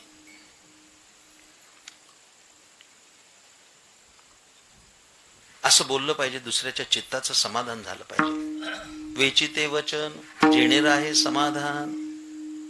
काय माणसं गोड बोलतात तुम्हाला सांगू. एक एक आमच्या धर्मानं आम्हाला शिकवलंय, सत्यम ब्रूयात पण प्रियम ब्रूयात. सत्य बोला पण प्रिय बोला, कटू बोलू नका. मुखी अमृताची वाणी, मुखी अमृताची वाणी, मुखी अमृताची वाणी, मुखी अमृताची वाणी. देह देवाचे कारणी, देह देवाचे कारणी, मुक्ती अमृताची वाणी, मुक्ती अमृताची वाणी. देह देवाचे कारणी, मुक्ती अमृताची वाणी, मुक्ती अमृताची वाणी.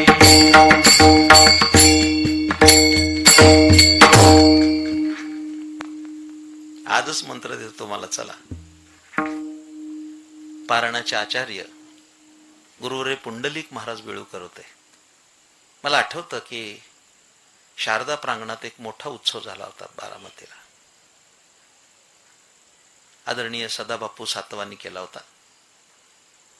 आमच्या पारमार्थिक भगिनी सरलताई बाबर होत्या. त्यामुळे आलो होतो कीर्तनाला. पुंडलिक महाराज असं सांगायचे की कोणी हाक मारली तर जी म्हटलं पाहिजे. आजपासूनच गणपतीच्या साक्षीनं मंत्र हा लक्षात ठेवा. कोणी हाक मारलं जी म्हटलं पाहिजे. माझा शब्द म्हणून नाही. ज्यावेळी निवृत्तीनाथ महाराज ज्ञानोबाला हाक मारत होते तेव्हा ते त्यांना जी म्हणत होते. तो जी जी म्हणितले ज्ञान देवे. उद्यापासून सुरू तर करा. बघा त्याचा काय आनंद आहे. हाक मारली की काय अहंकार तुमच्या तोंडातून बाहेर पडतोय. हाक मारा, जी म्हणा. जरा बोलू गणपतीच्या साक्षीनं. नाही अडलेली कामं मार्गी लागली तर माझं नाव बदलून ठेवा. त्या शब्दामध्ये, कारण तो ज्ञानोबराचा शब्द आहे, ज्ञानेश्वर महाराजांच्या मुखातून आलेला शब्द आहे. गोड बोललं पाहिजे, किती जरी झालं तरी. पण ते बोलायला फार ताकद लागते महाराजा, हे लक्षात ठेवा. 4 सूत्र सांगितली मी आतापर्यंत. 1, भाव शुद्ध अंतकरणाने भजन करा. 2, कुणाची निंदा करू नका. 3, भेटेल त्या संताला नमस्कार करा. आणि 4, आपली वाणी पवित्र ठेवा. 4 गोष्टी झाल्या. एक 5वं सूत्र सांगायचं आहे, पण तत्पूर्वी सर्वांनी मोठ्या श्रद्धापूर्वक वारकरी संप्रदायाच्या नियमानुसार भजन करा. आणि शेवटचं सूत्र शेवटी सांगा. विठोबार कुमारी, जय जय विठोबार कुमारी, जय जय विठोबार कुमारी, जय विठोबार कुमारी, जय विठोबार कुमारी, विठोबार कुमारी, जय विठोबार कुमारी, विठोबार कुमारी, विठोबार कुमारी, विठोबार कुमारी, जय विठोबार कुमारी, गोपाल कुमारी, गोपाल कुमारी, गोपाल कुमारी, गोपाल कुमारी,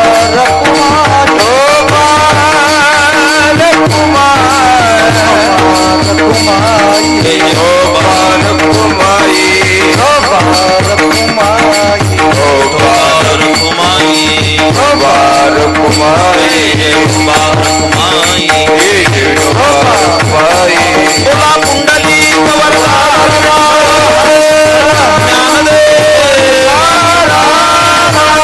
मंगलमूर्ती, विठोबार कुमारी, गोपाल कुमारी, विठोबार कुमारी, गोपाल कुमारी, जय विठोबार कुमारी,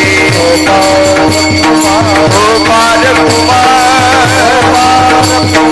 गोपाल कुमार, जय विठोबार कुमारी, जय विठोबार कुमारी, जय विठोबार कुमार, गोपाल कुमार, कुंडलिका वरदे हरि श्री गोपाल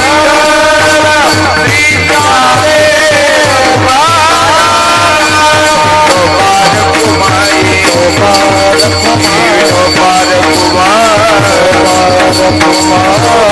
गोपाल कुमार, जय जय गोपाल कुमार, जय जय गोपाल कुमार, जय जय गोपाल कुमार, जय जय गोपाल कुमारी, गोपाल कुमार, गोपाल कुमार, जय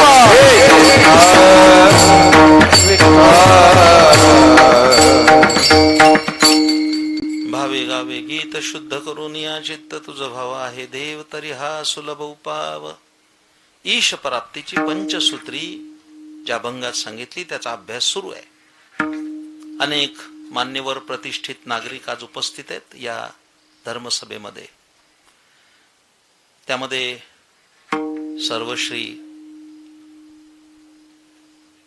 बारामतीतील एक प्रथितयश असे बांधकाम व्यावसायिक हरिभक्तीपरायण योगेश शेठ पानसरे आणि दिनेश शेठ पानसरे हे बंधुद्वय. माझे मित्र वैकुंठवासी भगवानराव पानसरे एक महान भगवत भक्त होते. त्यांची परंपरा ही मुलं चालवत आहेत. माननीय श्री निलेजी जांभूळकर आहेत, पोटे आप्पा आहेत, जे बारामतीतील प्रसिद्ध व्यापारी आहेत. हे सर्व स्तरातील लोक उपस्थित आहेत. शिक्षण क्षेत्रातले आहेत, राजकीय वर्तुळातील आहेत, सामाजिक क्षेत्रातले आहेत, आध्यात्मिक प्रांतातले तर आहेच आहेत. विशेषत्वानं महिला जास्त आहेत कीर्तनाला. सगळ्या माता भगिनींना धन्यवाद देतो. म्हणजे मला बोलावलंय म्हणून नाही, तुम्ही म्हणाल धन्यवाद कशासाठी? सगळ्या बायकांना कशासाठी धन्यवाद? टीव्हीच्या चांगल्या मालिका सोडून त्या कीर्तनाला आल्यात. त्यांचं अभिनंदन केलं पाहिजे. माझं चुको नाही तर बरोबर असो. कारण काय 7 ते 9 हा प्राईम टाइम आहे. काय मालिका चालतात. माझ्यावर रागवू नका, पण फोडण्या सुद्धा इंटरव्हेल मध्ये पडतात. हे माझ्या घरातलं सांगतोय, लोकांच्या नाही. पण तुमचं कौतुक करायला मी काय एवढा सवंग प्रतिष्ठेच्या मागे नाही. तुम्हाला सांगू, तुमचं कौतुक एवढ्यासाठी केलं, तुम्ही मालिका सोडून कीर्तनाला आलात. याचा अर्थ काय कोणाला कळणार नाही, पण मला माहिती आहे. तुम्हाला सुद्धा माहिती आहे की मालिका खोट्या आहेत आणि कीर्तनच खरं आहे. हा वारकरी कीर्तनाचा विजय आहे.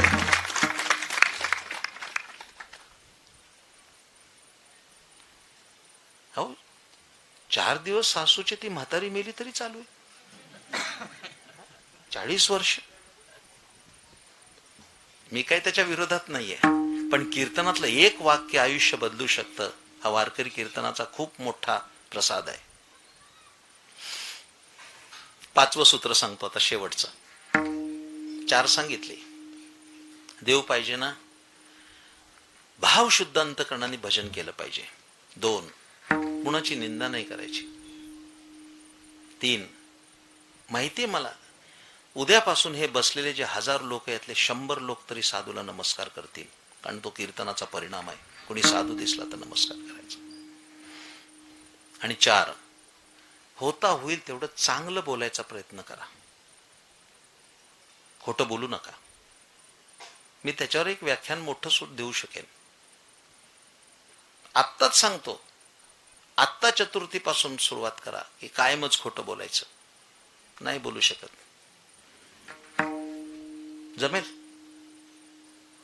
खरं बोलायचंच नाही, खोटच बोलायचं. जमेल? आत्ता कीर्तन संपल्यावर एखादा म्हणेल काय घरी निघाला का? नाही. कुठं चालला?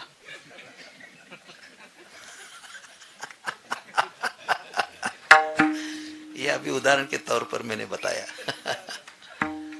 तो म्हणणार ना घरी चालला. जरा बोलू का? माणूस कायम खरं बोलतो, कधीतरी स्वार्थासाठी खोटं बोलतो. तेवढं सोडून दिला तर तो देवच आहे, हे लक्षात ठेवा. खूप गोड बोला.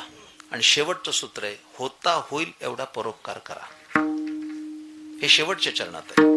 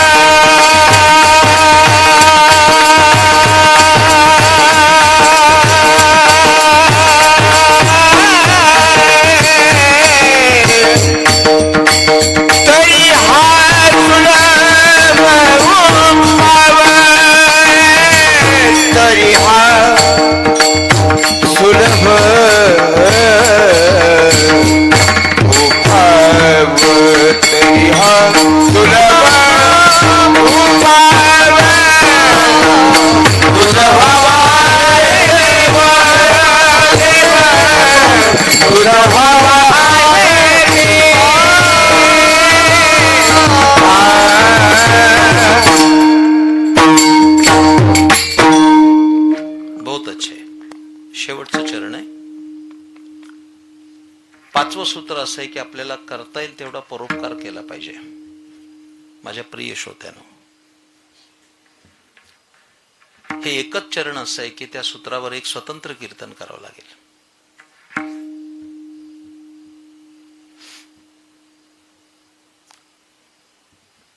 परोपकार केला पाहिजे. परोपकाराचं फल मोठं आहे. मी विस्तार नाही करत आता त्याचा. केला तर जास्त होईल. सगळ्यांना चतुर्थी सोडायची आहे. आणि भुकेच्या वेळी जास्त तत्वज्ञान सांगू नये, ते पचत नाही. एक छान दृष्टांत सांगतो, एक अनुभव सांगतो, नाही कीर्तनात दृष्टांत सांगतो. एकदा नाशिकला कीर्तन होतं माझं. काय किती सुंदर आहे, जग फार सुंदर आहे. तुम्हाला दृष्टी असेल तर दिसेल. ते कीर्तनाला गेलो. ते कार्यकर्ते मला घ्यायला येणार होते. मी मोटार तिथं लावली आणि वाट बघत होतो त्यांची. पुण्यात आलंय आता ते. एक नवीन संकल्पना खूप चांगली आहे, माणुसकीची भिंत. अजून बारामतीत आली का नाही माहिती नाही. आली का? जे आपली जुनी कपडे तिथं ठेवायची आणि ज्याला गरज असेल त्याने घेऊन जायची. काय अडचण आहे? पण माझ्या माता भगिनी बसल्यात, ते 10 कपडे देतील आणि त्याच्यावर भांड घेतील. ती भिकारीने येते का इकडं? ते 10-20 कपडे दिल्यावरती एवढंस भगुलं देते. आणि मग ती बाई म्हणते, एवढंच भगुलं का? ती परत दे की. मग ती म्हणते, तुझ्या नवऱ्याची पॅन्ट दे की. ती पॅन्टच देते, नवी कोरी. तर मी तिथं गाडीत बसलो होतो. हे माझं अनुभवाचं कीर्तन आहे. आणि बघत होतो तिथं नेमकी तिथं माणुसकीची भिंत होती आणि तिथं लोकांनी कपडे टाकले होते. एक 2-5 मिनिटांमध्ये एक 30-35 वर्षाची बाई आली. एक तिचा मुलगा 7-8 वर्षाचा असेल. ती कपडे शोधायला लागली आणि मी बघत होतो आरशातून. त्या लहानग्या मुलाला आपल्या आईच्या मापाचा नवा कोरा ब्लाऊज दिसला त्याच्यात. त्याने ते बाळाने उचललं ना आपल्या आईच्या अंगाला लावून बघितला. तो मापाचा होता. तो नाचायला लागला. त्या आईच्या डोळ्यातून अश्रू आले आणि तिने सुद्धा आपल्या त्या मुलाचा पापा घेतला. ते दृश्य बघताना माझ्या डोळ्यात अश्रू आले होते. अर्थ काय? आपण वापरलेल्या कपड्यावर एखाद्याची दिवाळी होत असेल तर आपण तेवढा परोपकार केलाच पाहिजे. काय अडचण आहे त्याच्यामध्ये? काय अडचण आहे? एवढंस बघूलं घ्यायचं. परोपकार करायला शिका. त्या परोपकाराचं फल खूप मोठं आहे, खूप मोठं आहे. विस्तार होईल कदाचित. मला चिठ्ठी आली आहे जरा जास्त वेळ बोला म्हणून.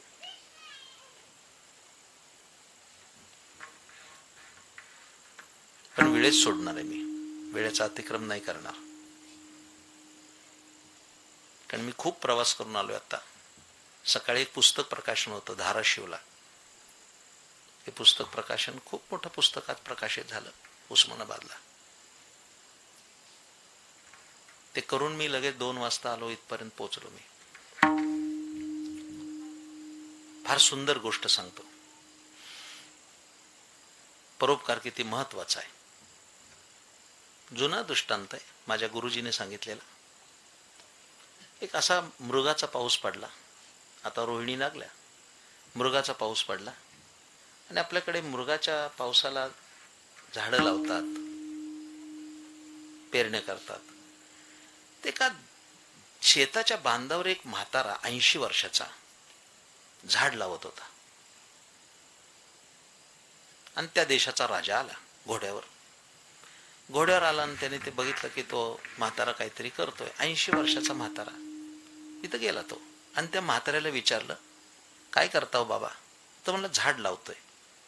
म्हणलं, कशाचं झाड लावताय? म्हणलं, अक्रोडाचं झाड लावतोय. अक्रोड बघितलं का तुम्ही? एवढा असतो. तो फोडला की त्याच्यात गर निघतो आणि तो सुकामेवा म्हणून खातात, ड्राय फ्रुट्स. मला काही लगेच द्यायचं नाही तुम्हाला. असं म्हणतात की ते झाड असं विलक्षण आहे की लावल्या दिवसापासून 50 वर्षांनी त्याला फळ येतं. आणि म्हातारा 80 वर्षाचा. बरीच फळं खाल्ली असतील नाही. तो राजा होता. तो राजाने त्या म्हाताऱ्याकडे बघितलं, म्हणले काय राव, हे झाड लावून काय फायदा आहे, उपटून द्या. याला फळं कधी येणार आणि तुम्ही कधी खाणार, तुम्ही 80 वर्षाचे. तुम्हाला नवीन कलमी आंब्याचं रोप देतो, देवगड हापूस. 3 वर्षात त्याला आंबा लागतोय. निदान तुमच्या वयाचा विचार करताना आंबरस खाऊन तरी.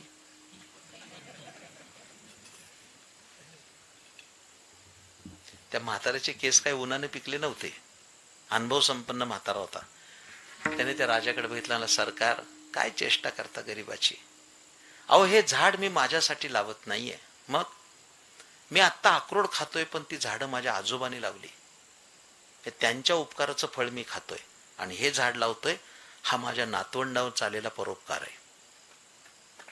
हो, काय आनंद झाला त्या राजाला. त्यांनी त्याला बक्षीस द्यायला खिशात हात घातला. आता तो राजाचाच खिस्सा आहे, तो का वारकऱ्याचा खिस्सा आहे. वारकऱ्याच्या खिशात हात घातला तर एक तर आरपार जाईल, नाही तर सापडला तर ज्ञानोबरायचा हरिपाठ. याच्यापेक्षा काय. हा, हे जुन्या वारकऱ्याविषयी बोलतोय मी.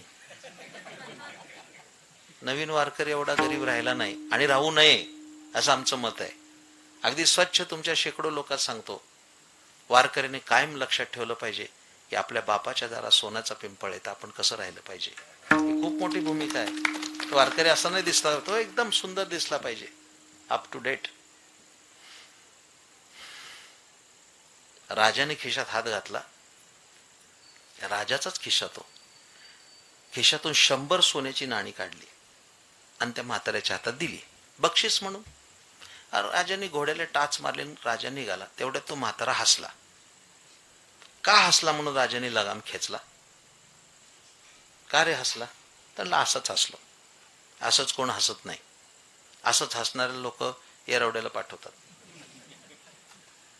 तू का हसला. त्या म्हाताऱ्याने सांगितलं, अहो म्हणले सरकार हसू नाही तर काय करू. का हसला.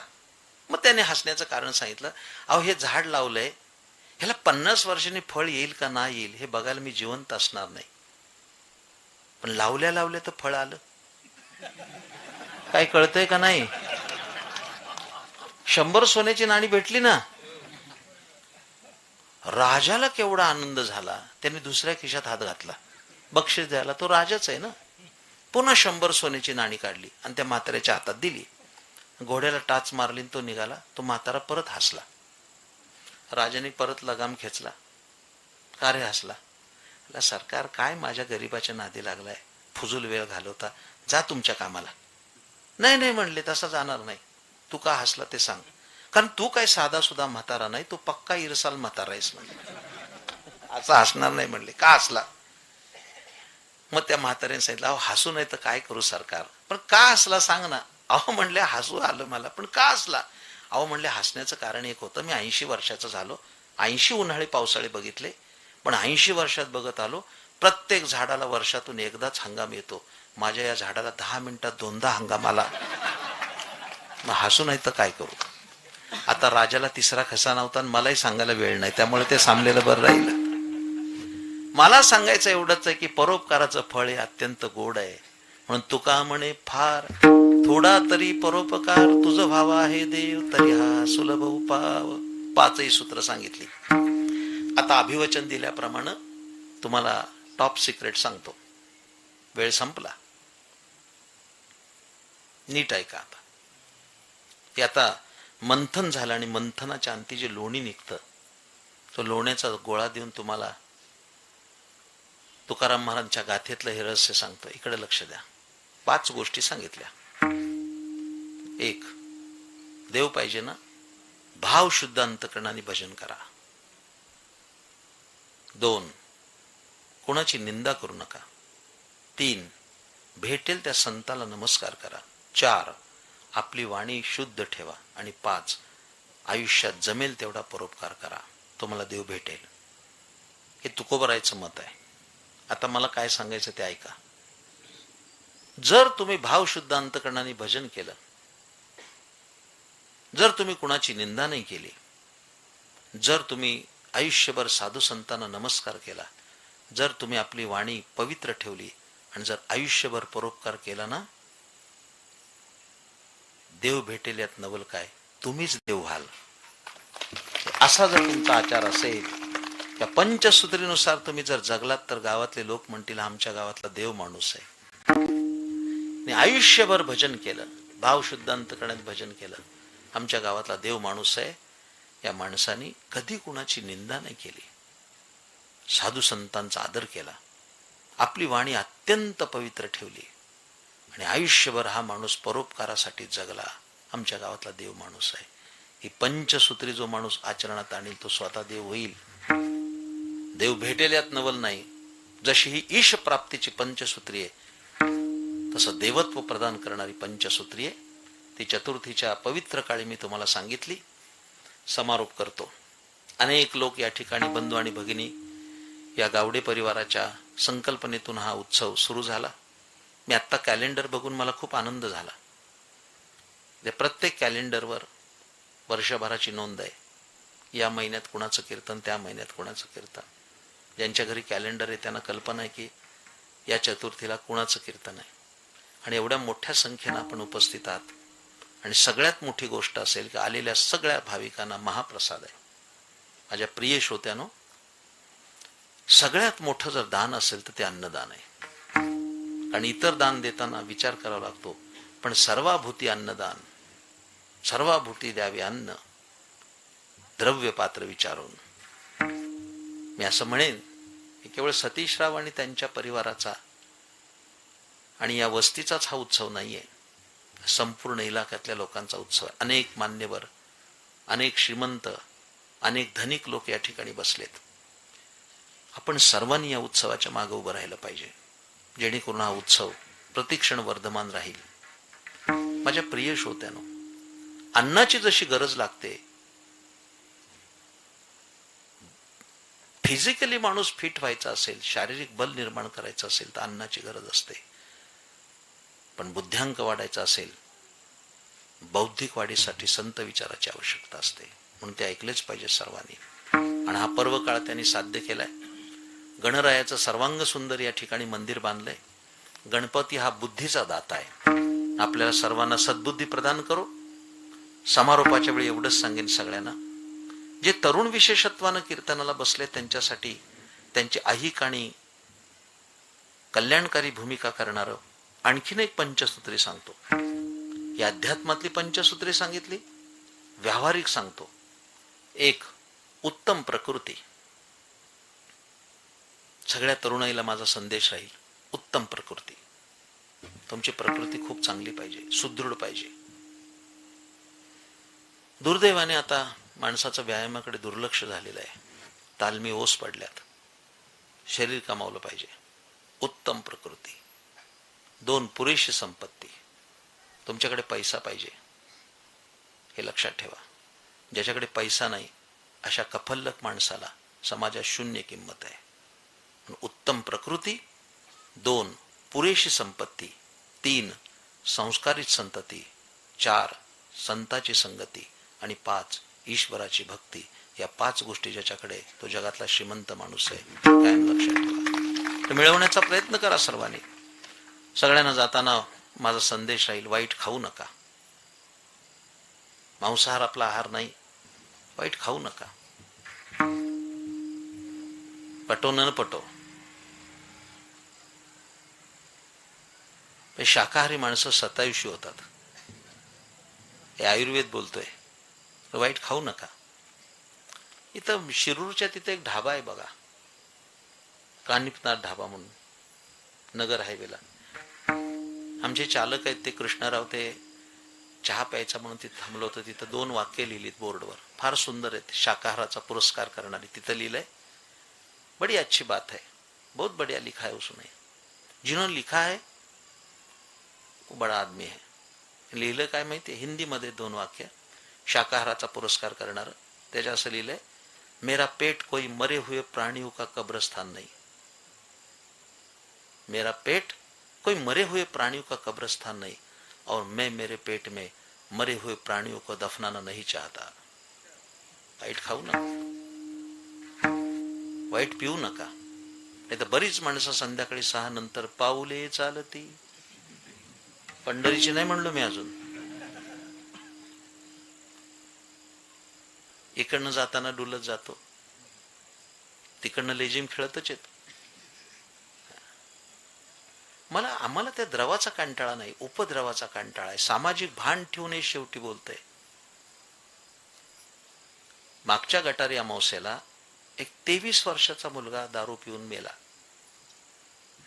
दारू पिऊन आला, पडला, डोकं आपटलं, मेंदू बाहेर पडला, तक्षणी मेला. कुणाला दुःख झालं नाही, झालेलं सांगतोय, कुणाला दुःख झालं नाही. पण दुसऱ्या दिवशी त्याची प्रेतयात्रा निघाली, त्यावेळेस लोक रडत होते एकाच कारणासाठी, त्या नालायक मुलासाठी एका 19 वर्षाच्या मुलीला कपाळ पुसावं लागलं. हे खूप वाईट आहे. वाईट खाऊ नका, वाईट पिऊ नका, परिस्थिती पाप नजरेने पाहू नका. दररोज आंघोळ करा, तुळशीला पाणी घाला, एकादशीला उपवास करा, जय जय रामकृष्ण हरी मंत्र म्हणा, आळंदी पंढरीची वारी करा, सुखाने संसार करा. आणि सगळं करण्यासाठी गळ्यात तुळशीची माळ घाला. त्याच्यासारखा आनंद कशातच नाही, हे लक्षात ठेवा. कशातच नाही.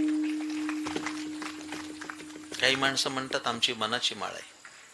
अजून मलाही कळलं नाही किती मनाची, 2 मनाची का 5 मनाची. दादा महाराजांच्या दृष्टांताने कीर्तनाची सुरुवात केली, समारोप पण त्यांनीच करतो. उपक्रम आणि उपसंहार. दादा महाराज पंढरपूरला गेले. पहिला दृष्टांत ज्याने ऐकला असेल, पंढरपूरला गेले, दिंड्या पताका वैष्णव नाचते हे बघून गळ्यात तुळशीची माळ घातली, नाचायला लागले. तर त्यांच्या जोडीदाराने विचारलं का नाचता? त्यामुळे आनंद झालाय. कशाचा? माळ घातल्याचा. त्यात कसला आनंद? ऐकता, दादा महाराज म्हणाले, काल गळ्यात माळ नव्हती, गळा उघडाच होता, तेव्हा मृत्यू आला असता तर कुणाचा म्हणून मेलो असतो. आज गळ्यात माळ पडली, आनंद झाला. तो आनंद या करता उद्या जरी मृत्यू आला तर ज्ञानोबा तुकोबाचा म्हणून मरेल. केवढा मोठा विचार त्याचा सांगा. आम्ही या जन्मात संत नाही होऊ शकता, पण संतांचे तरी होऊया आम्ही, हे लक्षात ठेवा. आपलं जीवन खूप आनंदाने जगा. कुणाला इच्छा झाली माळ घालायची तर आम्ही गाडीत माळ ठेवलेलीच आहे. शुभस्य शीघ्रम. विशेषत्वानं सगळ्या माय भगिनींना सांगेन, लहान मुलाला माळ घाला, त्यानं वारकरी करा, उद्याची पिढी चांगली राहील. बाहेर प्रलोभन फार आहेत, कुठे पाय निसटेल आणि जीवनाची दिशा बाजूला जाईल आणि जीवनाचा ऱ्हास होईल सांगू शकत नाही. आम्ही आळंदीवरनं 20 रुपयाला माळ आणतो आणि 20 रुपयाला देतो. त्या कान्होबाला विचारू नका 50च्या 3 देतो का. आमचं काही दुकान नाही येते. कीर्तन संपल्यावर कुणाला वाटलं तर जरूर घाला. आपल्या आयुष्याचं कल्याण करा. गावडे परिवाराला मी धन्यवाद देतो. सगळ्या परिसरातून आलेल्या सगळ्या आमच्या गणेश भक्तांना सुद्धा शुभेच्छा देतो. आपण दर चतुर्थीला येत राहावं. जरा बोलू सतीराव, शेवटी सांगू म्हणता. सगळ्या जगात गणपती मंदिरं असतील, आहेत सगळीकडे मंदिरं, गल्ली गल्लीत गणपती मंदिर आहेत. पण गावडेवाडीचा गणपती भाग्याचा आहे, कारण तो कीर्तन ऐकतो. या गणपतीचं सगळ्यात वैशिष्ट्य कोणतं असेल तर गणपती कीर्तन ऐकणारा गणपती, याची ख्याती होईल. तुम्हा सर्वांचं कल्याण असो. सर्वेपि सुखिनः सन्तु सर्वे सन्तु निरामयाः सर्वे भद्राणि पश्यन्तु मा कश्चित् दुःख भाग भवेत्. ज्ञानेश्वर माऊली ज्ञानराज माऊली महाराज ज्ञानेश्वर माऊली ज्ञानराज माऊली ज्ञानेश्वर माऊली ज्ञानराज माऊली महाराज ज्ञानेश्वर माऊली ज्ञानराज माऊली ज्ञानेश्वर माऊली ज्ञानराज माऊली जय जय ज्ञानेश्वर माऊली ज्ञानराज माऊली ज्ञानेश्वर माऊली जय जय ज्ञानेश्वर माऊली ज्ञानराज माऊली तुकाराम. किंबहुना तुमचे केले धर्म कीर्तन हे सिद्धी नेले, येथे माझे जवरले पायी कपण. जय जय विठ्ठल जय जय विठ्ठल जय विठ्ठल जय जय विठ्ठल जय जय विठ्ठल जय जय विठ्ठल जय जय विठ्ठल जय जय विठ्ठल जय जय विठ्ठल जय जय विठ्ठल जय जय विठ्ठल जय जय विठ्ठल जय जय विठ्ठल. लेकुराचे हित वाहे माऊलीचे चित्त, वळवळ्याची जाते करी लावा विना प्रीती, कोटी भार वाहे त्याचे सर्वस्वही साहे. ऐसी वळवळ्याची जाते करी लावा विना प्रीती, कावणे माझे तुम्हा श्री कळवळ्याची जाती करी लाभाविन प्रीती ज्ञानदेव तुकाराम